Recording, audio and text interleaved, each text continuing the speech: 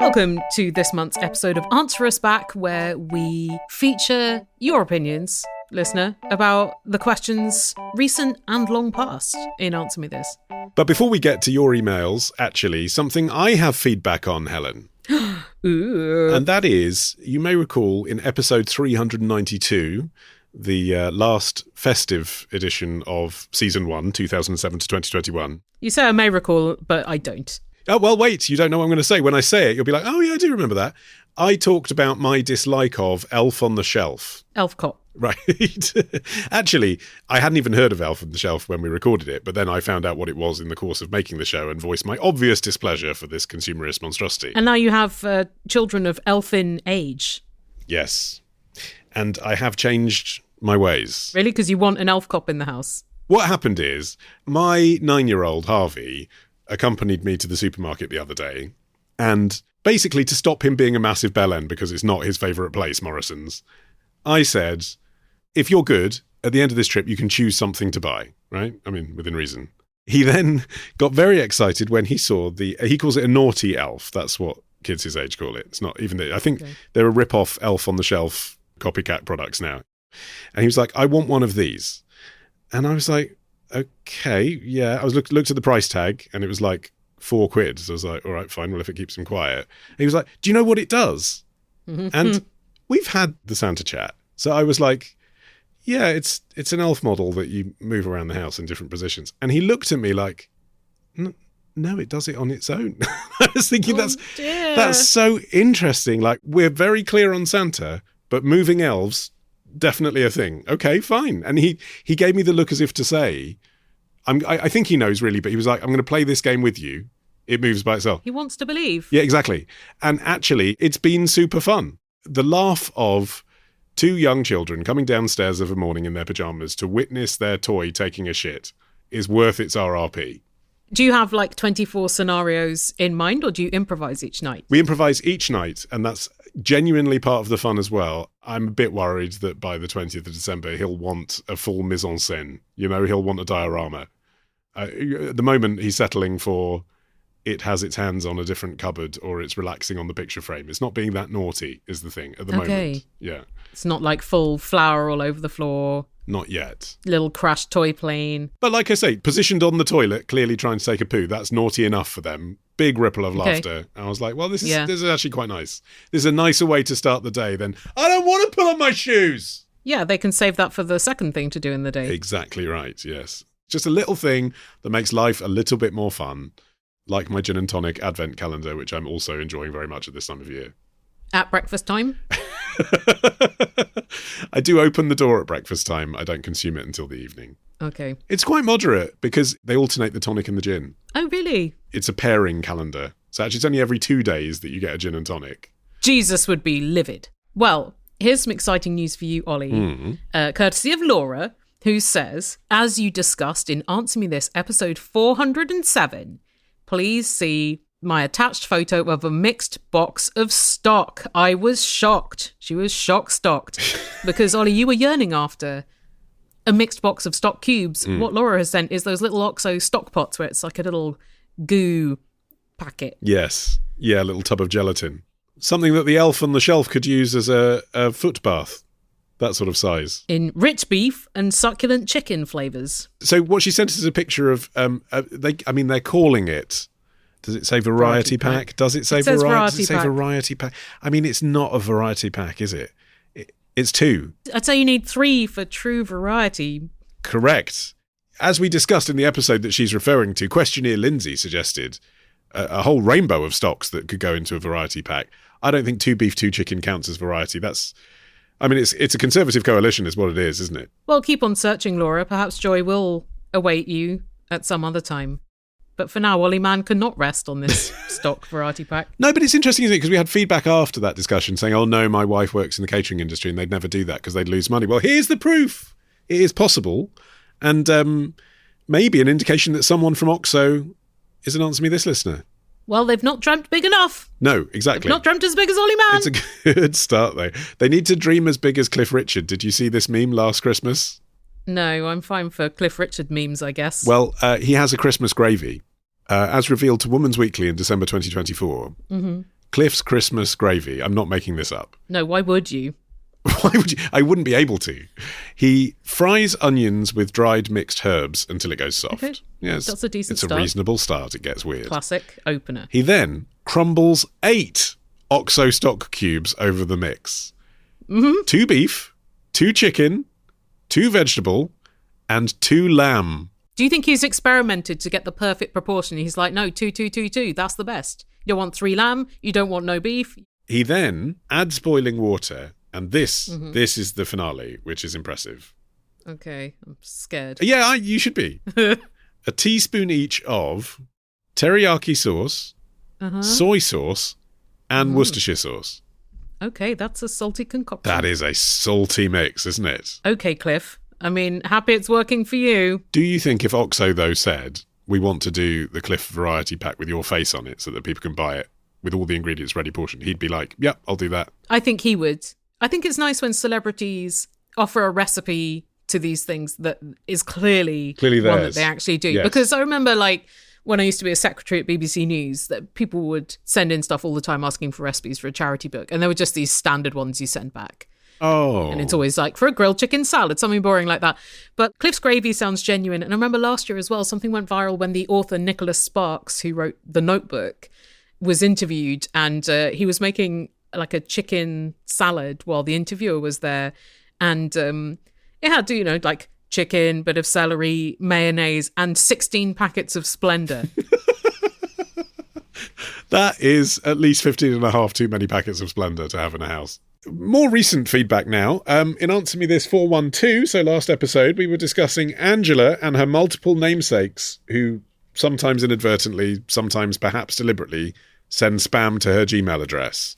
Well, it's not spam. It just feels like spam to her, but to them it's like relevant banking information and stuff. Margaret has been in touch, and can I say this is just a sort of tiny tip of the iceberg. People related hard to this scenario. Oh, yeah. She says, my name isn't especially common, but during the pandemic, I received several completed math homework assignments to my email address. Oh. The class was studying quadratic equations. So I presume she has the same name as a maths teacher.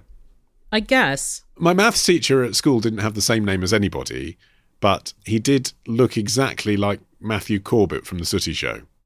Wow. Like exactly the same. Are you sure he wasn't? Certain he wasn't, because precocious Olly Mann put together an awards spoof show and gave him an award for looking like him, and he was not happy. Well, maybe because he was trying to stay undercover. He was like, I'm just trying to keep the fame part of my life separate from my maths passion. Maybe they were separated at birth and it was his secret twin and he was angry that he'd been outed. Daniel Fenton has also been in touch, who says, the most consistent mixed up texts or emails I get are occasional business loan offers addressed to a dentist with the same name as me, who happens to live about an hour down the road from me in Florida. Oh, interesting. Which, as in Angela's email, was the hotbed The home. of a lot of these email mistakes. The home of mislaid emails.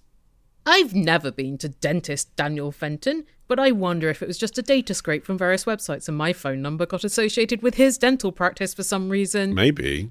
I wonder what happens if you take out a business loan in somebody else's name. Oh my God. I mean, I suppose it's fraud, but if they contacted you, could you say you just thought it was you who was taking out the loan? I supposed it's fraud, but because no one told me not to, I just did it. So you can't prosecute me by... They sound like a legitimate loan service.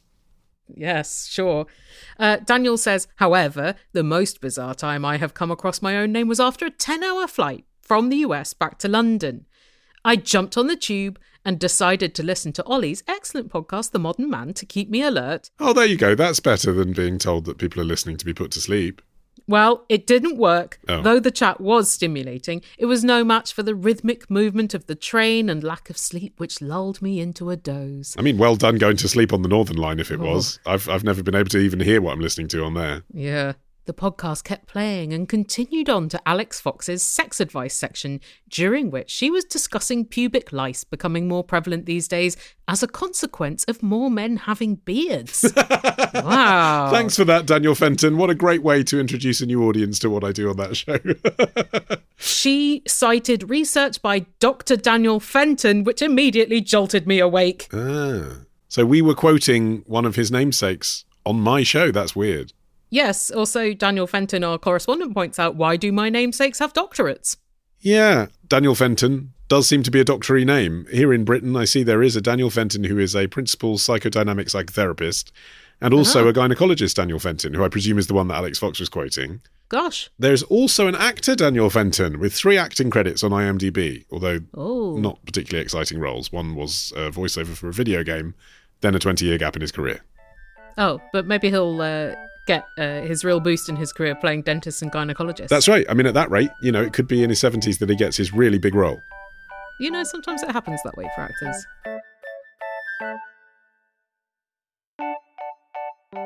Now, in Answer Me This 411, you may recall Charlie from Canberra's email about how their mother had just found out that she had dozens of half-brothers and half-sisters because late in life she discovered she was the product... Hundreds. Hundreds. She had at least 600. The product of a multiple sperm donor scandal. Bertold Wiesner was the progenitor, as we said it in the show, but David has been in touch to say it's pronounced Wiesner. Bertold Wiesner. I'm sorry, David. Well, you should be sorry because it was his dad, biologically. Wow, shit. Yeah, David's is one of the Wiesner/Barton spawn, and it was, he says, Barry and I who identified him as our donor. Barry was the documentarian you discussed, wasn't it? Yes. Wow. Well, David, I'm sorry for the misnomer. Nice to know that people at the Eye of the Storm are listening to the show. I hope we did it some justice, that story. I mean, it's such a brain fuck. It's extraordinary. It was. Breanne has been in touch with her experience of being the product of sperm donation.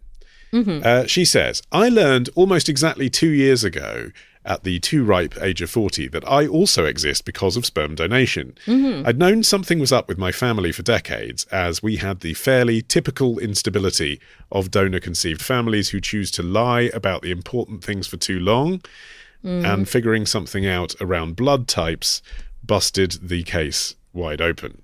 Oh, gosh. I learned my family's infertility journey did not conclude in the way I was told, and yes, they made up a story about how I was conceived and told me, a child. Okay, I did not need to know about my parents getting it on in a tent, whether or not my existence resulted from said tent tryst. Or if it was even a real tryst or a fully fictionalised one. I mean, things have changed. We do talk more openly about this stuff, as we said when we discussed this in the episode. Yeah, hopefully. And I'm not forgiving the way parents talk to their children about their conception, but I see how in the 80s and 90s... choices were made. Exactly. There was probably just a decision that the best advice is say this line and stick with it, even if down the road it's created all sorts of problems for people. I think in the 20th century, particularly, people were extremely comfortable with lying to their loved ones. Like when, say, someone's wife got a cancer diagnosis and they would be like, well, don't tell her. Yes, yeah. She's the last one who gets to know. Yeah. But then... also, I mean, as we talked about in the episode, the laws have changed around sperm donation and adoption. And so with all this stuff, you have to be clearer, because if you're not, the kid's going to find out anyway, and then it's worse. But anyway, Breanne continues. Because of this, in late 2023, I embarked on the journey that Charlie's mum did. I truly hoped I wouldn't end up in a messy pod of 100 plus siblings, which was possible due to my early 80s conception date. The laws you talked through in the episode are even rougher and more uneven in the US. It's still not illegal in some states to swap sperm samples for insemination without telling the parents. What? Yeah. Check out the documentary Our Father to learn more horrors. Okay. At that yeah, sure. I'll add it to the watch list right after I get through this entire series of Charlie Brown and Peanuts. At that phase, I most especially hoped I wouldn't learn that a grievous violation had been perpetuated on my mum. Fortunately, it wasn't. Okay, at least there's that. There is that. I did, however, learn a lot about the weird lies told to and between prospective parents. Mm-hmm. Among them, sperm mixing, still a fairly common practice for various reasons, was done for plausible deniability. Even though sperms tend to attack each other. So, in a way, it's a counterproductive measure. But parents were also told that the higher glucose content of the healthy sperm samples, often solicited from med students in that era, would help the sperm in the original sample get to the egg. People believe wild things, she says, when they're in emotional pain, and believing the lie gets them closer to something they desperately want. I have a lot more sympathy for people believing the lie than for the people propagating the lie. Yeah, for the medics propagating the lie, exactly. Mm-hmm. Again, like with all these things, once they're regulated, it's just so much clearer for everyone, including the people working in the field, isn't it? Yes, the ethics around this has been severely lacking. Yeah, totally. Unfortunately, she says this opened the field, especially in its early years, to a lot of weird shit, including these weirdos with 100 plus or 600 plus kids. It's where science intersects with breeding kinks, eugenics, and power trips. It's a really weird space, even now. Yeah. I want people to get what they want, especially when it mostly doesn't hurt anybody, but I hope I live to see very, very different laws around this. Yes, me and you too. Thank you for sharing that with us. That is super intense. My strongest opinion is that anonymous donation should be illegal because it can result in really complicated emotional side effects for the kids. Which brings me to my last point and what compelled me to write. Reactions to discovering that you are donor conceived or that your parent was vary wildly. I immediately wanted to know everything about my newly illuminated background, in part because my father of record is awful, so learning we weren't related was fantastic news. Okay, bonus. But my brother may never care to look into it. This is very normal, it's personal, but the terrain is so complex that you can't predict reactions, even your own. It's completely valid that Charlie doesn't want anything to do with this situation, and posing it as a favour they might do for her oversimplifies things, I'm afraid. I will accept that critique. If they weren't genetically mixed up in all of it, maybe. But since their mum's family weirdness is also theirs, it's reasonable that they would prefer to be excluded from the narrative. They might also feel differently in a year or 5 years' time, because it's normal for these feelings to change markedly across time as the new information introduced has time to metabolise. But given the age of the people involved, I suppose the worry is that they wouldn't necessarily have the years to wait for what may come psychologically. And also, I mean, there are ways to support your mum and your aunt in their journey. That's the thing. I mean, they were quite dismissive, Charlie, in their email, weren't they? And that's why we were kind of like, well, hold on, this is a big deal for them. Yeah. But it is legit to say, and it's not a big deal for me and I don't want to do it, and that to be a defence mechanism. I get that. Love a defence mechanism. Well, we've also had this email from Jo on the same topic, who says, my story is a lot less dramatic, but my mum, now in her late 70s, was one of 8 children of divorced parents, quite unusual back in the 1950s, you can imagine. Her mother remarried and had one more child, so 9 on that side. We always knew her father had another family too, but there was no contact with them. So anyway, about 10 years ago, one of her siblings had a DNA test and discovered the family from the father's side. They also live on opposite sides of the world. But even so, there were meetups, and my mum's half-siblings even came to stay with her for an extended period. I felt zero interest in these people who are strangers to me, and felt I have enough aunts and uncles and cousins to be getting on with anyway. Well, fast forward to maybe 5 years ago, and for whatever reason, my mother decided to do a DNA test as well, and found out her, inverted commas, father wasn't her biological father. Ooh. So she is biologically only a half-sibling to the brothers and sisters she grew up with. This can be backwards engineered as why you didn't get along then. Perhaps. Yeah. And no biological relation at all to the long-lost siblings that were previously discovered. Oh, that's weird. What do you do if you find out that your long-lost siblings aren't related to you? Do you then disconnect from them like you've made friends and shared things?